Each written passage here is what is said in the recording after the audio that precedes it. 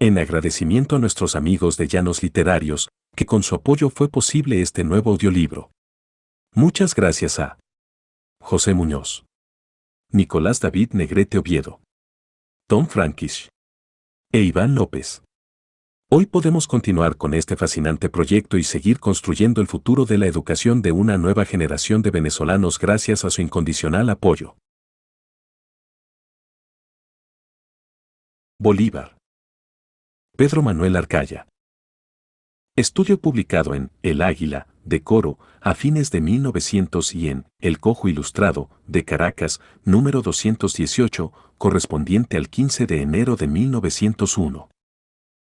Pensamos que ya es tiempo de prescindir, para estudiar la personalidad de Bolívar, del criterio metafísico que ha venido informando de luengos años atrás nuestra literatura histórica y emplear más bien los fecundos métodos positivos, llevados por Spencer al campo de la ciencia social en general y aplicados por Taine en los dominios de la historia. Conforme estas ideas modernas es como nos proponemos estudiar aquí el Libertador. Empresa ardua que ni con mucho podemos realizar a cabalidad.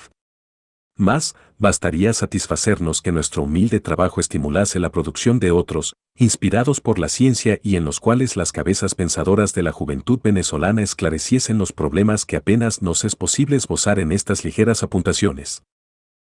Sabido es que nuestro héroe venía exclusivamente de la raza íbera. Raza autóctona de la península hispana, casi pura y homogénea, de rasgos físicos y psicológicos determinados, perteneciente a la rama mediterráneo-semita, de cráneo más o menos alargado, dolicocéfalo, y color blanco moreno, de sensibilidad irritable e intenso amor propio. Los ascendientes de Bolívar eran de sus mejores tipos. Familias de hidalgos formadas en el batallar constante de la Edad Media. Por línea recta de varón hallamos la de su apellido, Bolívar, antiquísima en el solar vasco y cuyo nombre recuerda en lengua éuskara la pradera y el molino, esto es, rememora el género de vida de los primitivos íberos, de allí el escudo antiguo de sus armas, la rueda de molino sobre plata, que luego trocaron en faja azul, con panelas, corazones, sobre verde, símbolos heráldicos del valor guerrero y de las heridas recibidas en el combate. Por mujeres encontramos otras viejas familias castellanas y vascas, como la de Villegas, de la que hubo esforzados combatientes en las navas de Tolosa, las de Palacios, Sojo, Ponte, Guevara, casa que en sus comienzos disputó la primacía a los condes de Castilla y después dio asunto a la musa del romancero, Samaniego y algunas más, que todas debieron su renombre al esfuerzo desplegado en la Magna Cruzada contra los árabes. Veamos el estado de alma de estas gentes cuando se inició su éxodo de España en el siglo XVI. Fácilmente se comprende que la influencia de 7 siglos de guerras, de leyendas y romances, obrando sobre el espíritu de un pueblo predispuesto por su constitución mental étnica a transformar toda idea sugerida y todo recuerdo lejano en visión interna, de contornos precisos y colores vivos, capaz de impulsar a la acción fuerte y sostenida, produjese a la postre los caracteres portentosos de ese siglo XVI. Caballerescos e idealistas unos, fanáticos los más, aventureros otros, crueles muchos, pero todos dotados de acerada energía, voluntad inquebrantable y ardoroso entusiasmo. Verdad es que a fines de ese mismo siglo, causas múltiples que no hay para qué recordar aquí, comenzaron en la península a deformar aquellos caracteres, a convertir los caballeros en empleómanos, los apóstoles en frailes inútiles, los grandes capitanes y estadistas de las cortes de Carlos V y Felipe II en los favoritos burócratas de los demás Felipes y Carlos, hasta presentar en el siguiente siglo XVII, el espectáculo grandioso y lúgubre de un entusiasmo convertido en ritualidades, a manera de una lava ardiente que después de los deslumbramientos y magnificencias de su incendio, cae, se endurece y cubre la llanura con sus arroyos negros e inmóviles, según la bella frase de Taine. Más precisamente cuando aún brillaba aquel incendio en todo su esplendor, cuando estaba todavía entera la savia de la raza, dejaron la madre patria los ascendientes de Bolívar. De las provincias vascas, de las montañas de Burgos y León, de las llanuras de Castilla, las rías de Galicia y las costas de Andalucía bajan a esta América, semejantes a bandadas de aves procelarias que presintiesen cercanos cambios en las condiciones ambientes del cielo nativo y volasen a otros climas donde posible les fuese emplear la fuerza de sus alas y hallar aire apropiado a sus pulmones. Venían a la conquista de Venezuela. Sus nombres están en nuestras antiguas crónicas junto con los de los otros pobladores de estas tierras. Allí Juan de Villegas, llegado con Alfín a Coro en 1528 y luego figura importante en toda aquella época, allí Juan Cuaresma de Melo, Bartolomé García, Francisco de Madrid, Francisco Maldonado, Juan de Guevara y muchos más. Y en verdad que la conquista venezolana fue campo de audacias y heroísmo sin cuento. Aquellas expediciones, idas de Coro hasta los confines de Guayana y los valles de Nueva Granada, representan el máximo de esfuerzos de que es capaz la naturaleza humana. Tómense en consideración el calor tórrido, las selvas intrincadas, la fiebre de los llanos y la nieve de las cumbres, los ríos caudalosos que atravesar y las tribus indígenas que someter en medio de un país completamente desconocido, y se comprenderá la magnitud de la empresa que realizaron aquellos hombres. Terminada la conquista, quedaron los descendientes de los primeros pobladores dedicados a las artes de la paz durante el largo periodo que constituye la época colonial. A los antepasados de Bolívar los vemos en los regimientos y alcaldías de Caracas erigiendo iglesias, ocupados en el cultivo de la tierra y la explotación de minas. Examinemos, pues, las influencias que hicieron surgir por fenómeno atávico de los pacíficos agricultores de fines del siglo XVIII, al guerrero indomable, heredero de las energías y heroísmo de sus lejanos abuelos los conquistadores del siglo XVI y los más antiguos caballeros de la cruzada española. Es cuestión controvertida en antropología la de la posibilidad de adaptación de las razas europeas a los climas tropicales, afirmándose algunos sabios como Catrefas y negándola muchos otros.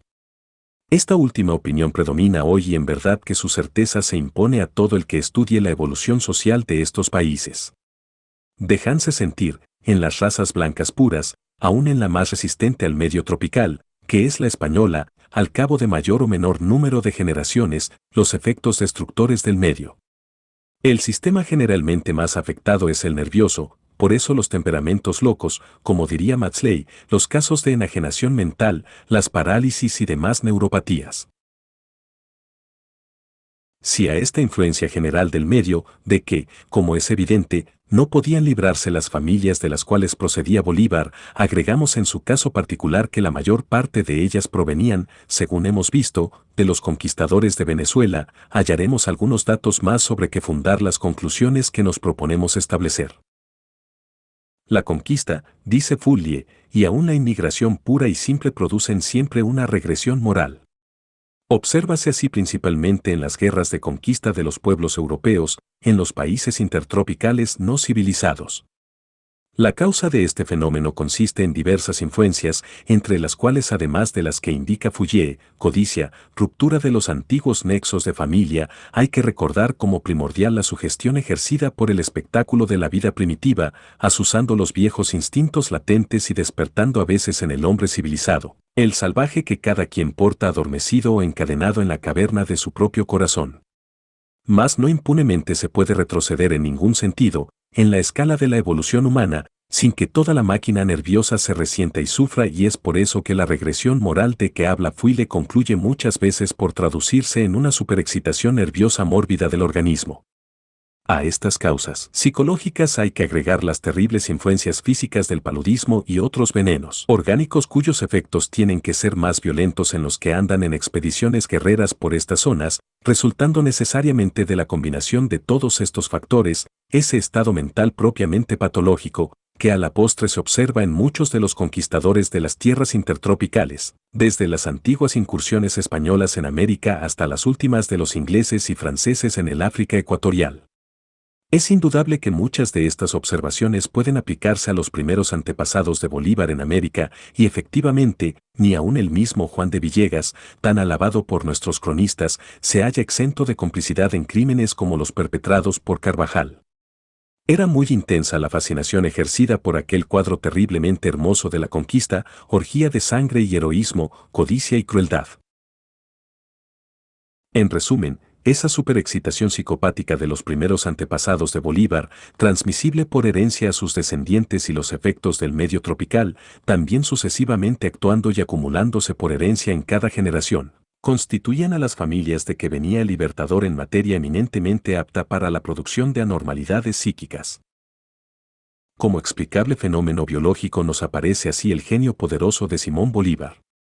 En efecto, los modernos estudios del profesor Lombroso y su escuela han puesto en claro la naturaleza epileptoide del genio, cuyas impulsiones se clasifican como una de las formas de las psicosis degenerativas, progenerativas Chieri-Seacher-Ishah, de la familia de las epilepsias, entendiendo con este concepto las irritaciones de la corteza cerebral. No es esta la oportunidad de recordar los fundamentos científicos de este postulado ni el valor de las críticas de que ha sido objeto, bastándonos admitir su enunciado. El caso de Bolívar pudiera servir como prueba de las teorías del célebre sabio italiano. En él se advierte en su más alto grado la señal característica del genio, la inspiración obrando en el héroe como grandiosa, extraña fuerza impulsiva. Oigamos a Lombroso, la identidad del genio y de la epilepsia nos la prueba sobre todo la analogía del acceso epiléptico con el momento de la inspiración, por esa inconsciencia activa y potente que crea en el uno y produce convulsiones en los otros. En las metamorfosis hereditarias de la degeneración, debida al medio del sistema nervioso de su raza, tocó en note a Simón Bolívar la psicosis genial. Cuando se estudien las manifestaciones patológicas que haya presentado su familia, indudablemente que se encontrarán algunas otras formas, de naturaleza inferior, de la misma degeneración, epilepsia común, besanias, quizás locura. En el mismo Bolívar hallamos muchos de los rasgos presentados por Lombroso como indicio de los orígenes y nexos psiquiátricos del genio. Recordaremos algunos. Esterilidad. El Libertador no dejó descendencia de su matrimonio, ni tampoco, que se sepa, hijos ilegítimos. Esta observación es también del doctor Lisandro Alvarado. Actos inconscientes. Preocupados los historiadores patrios de los asuntos políticos, descuidaron los detalles personales que pudieran arrojar mucha luz acerca del Libertador. Sin embargo, de algunas acciones de esa naturaleza se conserva memoria, por ejemplo en Angostura, en un convite dado por Irwin, comisionado norteamericano. Bolívar al llegar a los postres sube de pronto a la mesa del banquete y va de un extremo a otro pisando cuanto en ella había y exclama ante los circunstantes sorprendidos: así iré.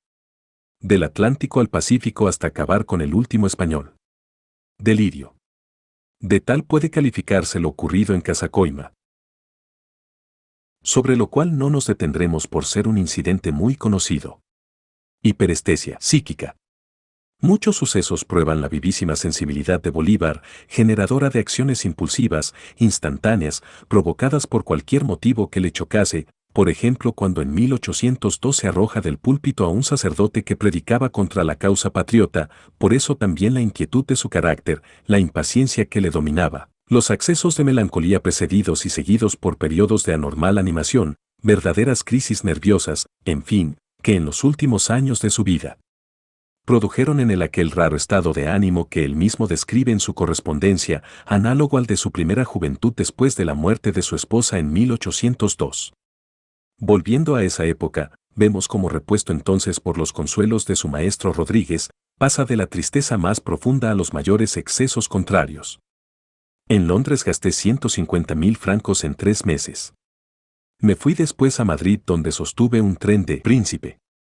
Hice lo mismo en Lisboa. En fin, por todas partes ostento el mayor lujo y prodigo el oro a la simple apariencia de los placeres. Escribía en 1804 a la baronesa Tobriand Aristeguieta, en esa misma carta habla de estar atormentado por vagas incertidumbres. Páez observa su inquietud en las marchas durante las cuales procuraba distraerse entonando canciones patrióticas, asimismo la excesiva movilidad del cuerpo y el brillo de la mirada. Locomotividad. Desde muy joven se fue a Europa y luego pasó largos años en viajes por aquel continente y después en América. En la Guerra de Independencia perdió varias campañas por ese prurito de movimiento que a su vez lo impulsó a aquellas graciosísimas expediciones a través de los Andes. Agotamiento precoz. Este rasgo, indicado por Sergi, se encuentra en Bolívar, quien a los 47 años de edad, en que murió de tuberculosis pulmonar, representaba ser un sexagenario, según observaciones de testigos contemporáneos. La mayor parte de estas anomalías constituyen indicios marcados de enfermedades nerviosas. En este sentido dice el doctor Lisandro Alvarado que se puede ver a Bolívar, bajo el aspecto puramente médico, como un cerebro al parecer desequilibrado. Y el doctor Arístides Rojas habla de las locuras del genio. El mismo Libertador en carta al general Urdaneta, de octubre de 1830, dice: Yo sufría antes bilis y contracción de nervios y ahora ha resultado mi antiguo reumatismo. Mi bilis se ha convertido en atrabilis, lo que ha influido poderosamente en mi genio y carácter. Caben aquí los siguientes conceptos de Enrico Ferri. Para la ciencia contemporánea la degeneración no es sinónimo de degradación y de inferioridad, porque a menudo está acompañada de mejoras y perfeccionamientos. La teoría lombrosiana de que el genio es una manifestación de degeneración epileptoide es una de esas intuiciones de la humanidad primitiva, que después de millares de años comienza hoy solamente a apoderarse de la opinión pública bajo las demostraciones evidentes de la ciencia positiva. Anormales en su constitución con numerosos estigmas de degeneración orgánica y psíquica, los hombres de genio son una prueba de los efectos, a veces bienhechores, de las energías evolutivas de la degeneración humana, que está fatalmente condenada a la esterilidad y el agotamiento en sí misma, pero solo después de haber derramado la luz de alguna verdad incógnita sobre la masa vegetante de los hombres normales, de los hombres del sentido común. Pero examinemos más a fondo el punto tratando de relacionar los datos que hemos hallado sobre la naturaleza anormal del alma de Bolívar con el atavismo étnico que atrás dejamos indicado como origen de la similitud que, en sus cualidades fundamentales, se advierte en él con sus más lejanos antepasados. Asentemos en primer término que la producción intensa en un individuo de los rasgos fundamentales de toda una raza histórica y la reaparición al cabo de múltiples generaciones de tipos semejantes constituye realmente un fenómeno de atavismo más bien que de herencia ordinaria.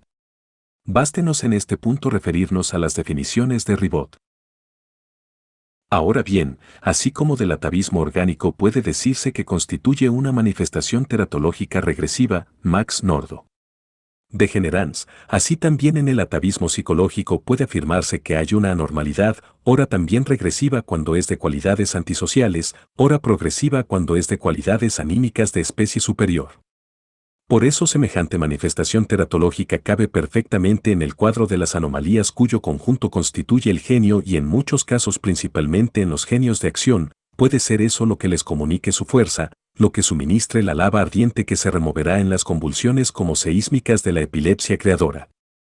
Y es lo que ocurre con Bolívar, encarnado en las cualidades fuertes de la antigua y extinta alma española. Hipólito Taín llama a Napoleón hermano póstumo del Dante y Miguel Ángel y lo clasifica entre los genios de la vieja Italia, de algunas de cuyas razas medievales descendía. Con más razón podemos contar a Bolívar entre los capitanes, los poetas, los místicos del gran siglo español, el XVI. Reúne la firmeza de sus héroes y la sensibilidad de sus artistas con el tinte especial en sus concepciones y sus obras que caracteriza a los hombres de esa época y de ese pueblo y los distingue de las demás grandes personalidades de la historia.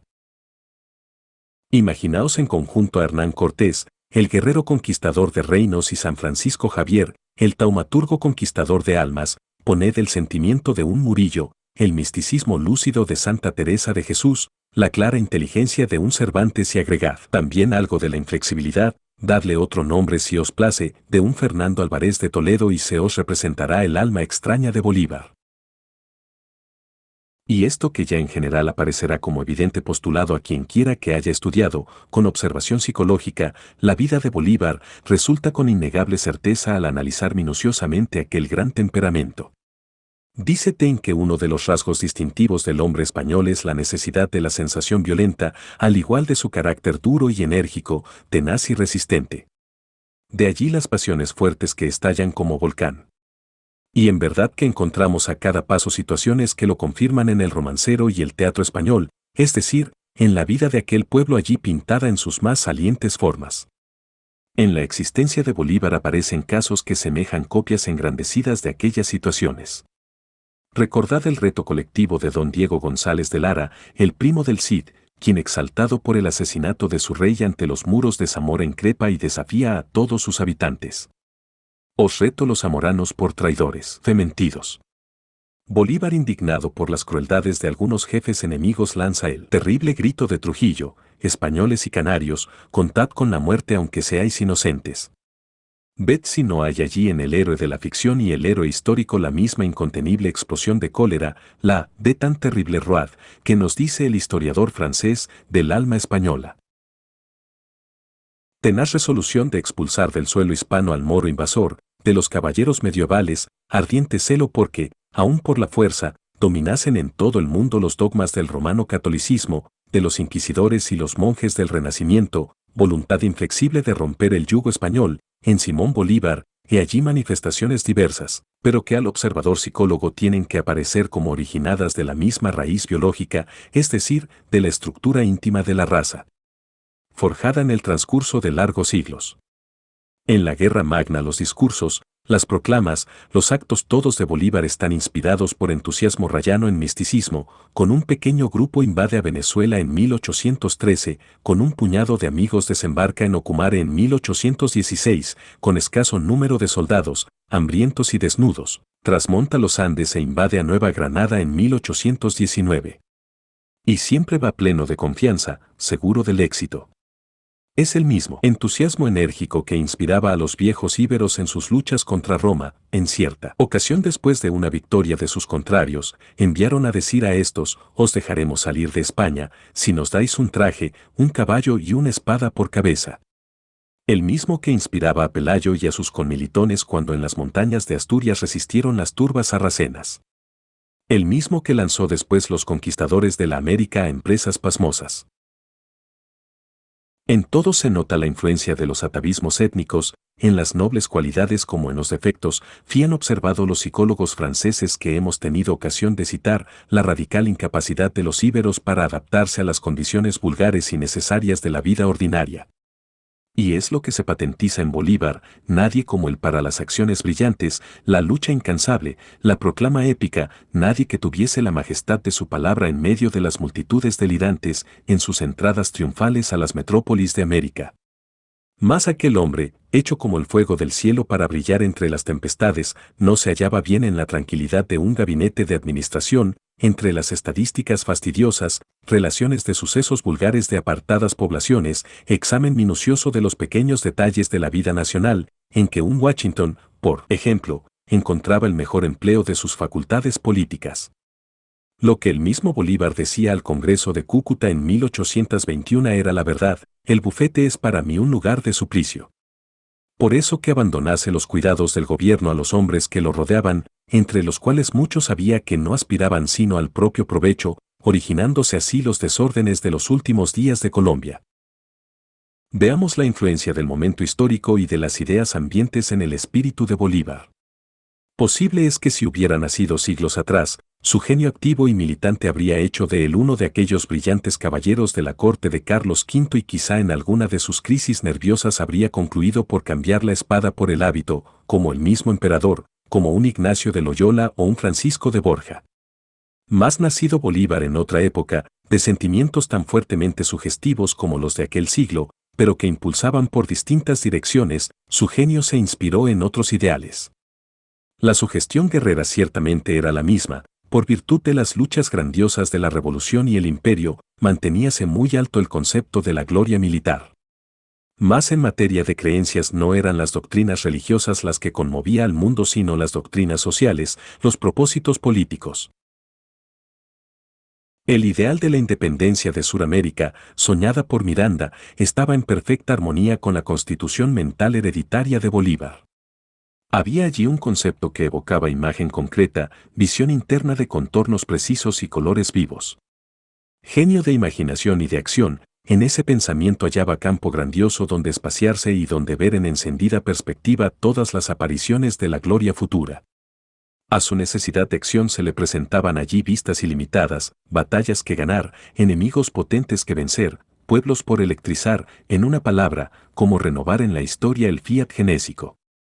De allí que el propósito de la independencia se convirtiese en Bolívar en magna obsesión.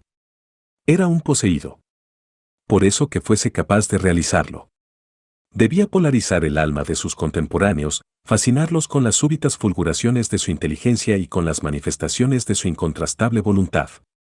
Verdadero fenómeno de sugestión colectiva, análogo al realizado por las demás grandes personalidades de la historia. Mas, para la génesis de este fenómeno se requiere lo que precisamente hemos visto ocurría en Bolívar, el arraigamiento profundo de la idea en el apóstol, mediante la concordancia de aquella con todas las condiciones de la organización psicológica de éste. Triunfante ya la causa de la emancipación, comienzan a manifestarse en el Libertador las tendencias del estadista y desde luego resulta con incuestionables caracteres la influencia étnica. Aún desde los primeros años de su juventud, mostró instintiva repugnancia para entrar en la comunión de los degenerados discípulos de Rousseau, pues jamás fue sacerdote del culto que entonces predominaba de la razón razonante, con sus preces constituidas por series de palabras vacías, conceptos inhábiles para evocar ninguna imagen precisa de hechos reales, sustantivos abstractos, y nunca Bolívar, cuyo cerebro estaba pleno de fuego abrasador, podía contentarse con un credo que parecía hecho para Robespierre, el declamador automático, el pedante inepto y sanguinario de la Revolución Francesa. Pero más que su inteligencia poderosa, bastante para hacerle ver los defectos de las doctrinas reinantes en su tiempo, influían a apartarlo de ellas sus impulsos inconscientes. Era que en los estratos hereditarios de su alma, otra concepción del Estado y el gobierno existía. También metafísica y como la de Rousseau absorbente y exclusiva, pronta a manifestarse en su tiempo, ya lo veremos. El profundo Taine ha observado en Napoleón, como por su atavismo itálico adoptó él la teoría del Estado tal como se entendía en el viejo Imperio Romano. Estudiese la historia de Bolívar imparcialmente y se hallará que como doctrina de gobierno sustentaba la necesidad de un poder ilimitado, la tutela ejercida sobre la nación para salvarla, a su modo de ver, de la anarquía y el desorden, en una palabra, la dictadura suya considerándose el como llamado a misión providencial, en el fondo la misma vieja concepción de los monarcas españoles. Sus actos en los últimos actos de su mando prueban claramente cómo ciertos sentimientos dormidos de su raza, latentes hasta entonces en los dominios inconscientes de su espíritu, surgían de ese fondo oscuro a las cimas iluminadas de la conciencia y se apoderaban de la dirección del grande hombre. A fines de 1828 manda suspender las cátedras de legislación universal, de derecho político, de constitución y ciencia administrativa, sustituyéndolas con una de fundamentos y apología de la religión católica romana y de su historia, y prohíbe las logias masónicas. Después restablece los conventos y se convierte en protector decidido de la Iglesia, de tal modo que partidarios suyos se hacen casi todos los obispos y clérigos de Colombia. Era que ya en Bolívar hablaban los muertos, los familiares del Santo Oficio de los tiempos de la colonia, los caballeros semimonjes de la Edad Media. He aquí que de los personajes característicos, en la ficción o en la historia, del alma española, pasó rápidamente en la personalidad de Bolívar el don Juan derrochador y espléndido de los primeros años de su juventud. Apareció luego, como fantasmagórica visión, entre el ruido de las batallas, el Cid campeador, es decir, el guerrero heroico combatiente por la patria. Y a la postre queda en primer término la severa figura del Felipe II histórico, no el cruel y sanguinario de las leyendas sajonas, sino el que era personificación de la austeridad de su raza, el representante hereditario de aquellos cántabros de que habla Estrabón, siempre vestidos de negro, silenciosos e insociables. Gustavo Le Bon apellida el genio la flor maravillosa de la raza. Imagen exacta. En este estudio sobre Bolívar hemos visto el viejo árbol en su suelo originario, hemos asistido a su trasplantamiento a la selva tropical, el calor tórrido secó muchas ramas, hizo caer agostadas muchas hojas, pero al cabo brotó en la copa del viejo árbol una flor extraña, condensación de toda su savia. Los venenos orgánicos ambientes, la sangre humana con que fue abonado el suelo comunicaron a la flor colores raros, formas desconocidas, reflejos fascinadores. Vino la tempestad y arrancó el extraño brote y lo elevó a los cielos. A la luz del relámpago vieron los hombres el brillo fantástico de sus pétalos y se ha hablado de misterio. Pero estudiad como naturalistas la flor tropical en sus elementos irreductibles y permanentes, ved el tronco de donde salió y hallaréis los datos suficientes a su clasificación botánica. Y en el Museo de la Historia otras flores hermanas suyas encontraréis provenientes de la misma planta. Coro, 1900.